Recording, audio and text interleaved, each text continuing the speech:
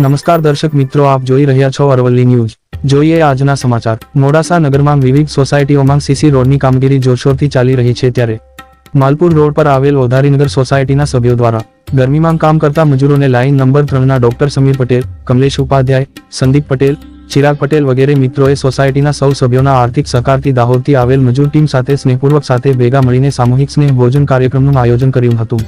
રોડના નિર્માણમાં corporator Atul Joshi, road contractor કલ્પેશભાઈ, અજયભાઈ સહિત મજૂર ટીમ પણ ખૂબ જખણપૂર્વક કામગીરી કરી રહેલ છે, ત્યારે આ કાળઝાળ ગરમીમાં શેકાઈ જવાય તેવા તાપમાં ગરીબ મજૂર પરિવારજનોના કામની કદર કરીને ઓધારીનગર સોસાયટીના સભ્યોએ મજૂર પરિવારોની ટીમ સાથે સામૂહિક ભોજન કરીને માનવતાનું ઉત્તમ ઉદાહરણ પૂરું પાડ્યું હતું।